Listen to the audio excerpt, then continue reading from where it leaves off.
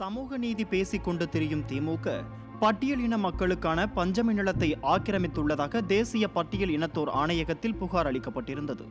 திமுகவின் அதிகாரப்பூர்வ நாளேடான முரசொலியின் அலுவலகம் கோடம்பாக்கத்தில் 12 கிரவுண்ட் 1825 சதுர அடி நிலத்தில் அமைந்துள்ளது. இந்த நிலம் பஞ்சமி நிலம் எனவும் இதனைத்தான் திமுக ஆக்கிரமித்துள்ளதாகவும் புகார் எழுந்தது. கடந்த 2019ஆம் ஆண்டு முதல் இந்த புகார் தொடர்பாக சர்ச்சைகளும் எழுந்தன.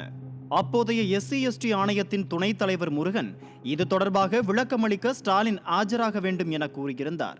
இதனால் பயந்து போய் RS பாரதியை கொண்டு உயர்நீதிமன்றத்தில் மனு தாக்கல் செய்ததால் வழக்கில் ஸ்டாலின் ஆஜராக விலக்கு அளிக்கப்பட்டது.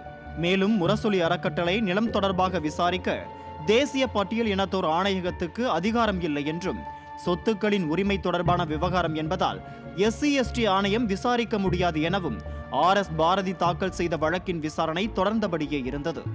இதனிடையே முரசொலியின் பஞ்சமி நில விவகாரம் தொடர்பாக அரசியல் அரங்கில் பல்வேறு கட்சியினரும் திமுகவுக்கு கேள்விகளை எழுப்பி பரபரப்பை ஏற்படுத்தியிருந்தது.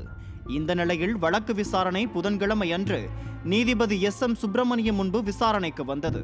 அப்போது முரசொலி நிலம் பட்டியல் இன மக்களுக்கான நிலமா என்பது குறித்து தேசிய பட்டியல் இனத்தோர் ஆணையம் விசாரணை நடத்தலாம் என்றும், புதிதாக நோட்டீஸ் அனுப்பி சட்டப்படி விசாரணை நடத்த வேண்டும் என்றும் சென்னை உயர்நீதிமன்றம் அதிரடி உத்தரவு பிறப்பித்துள்ளது.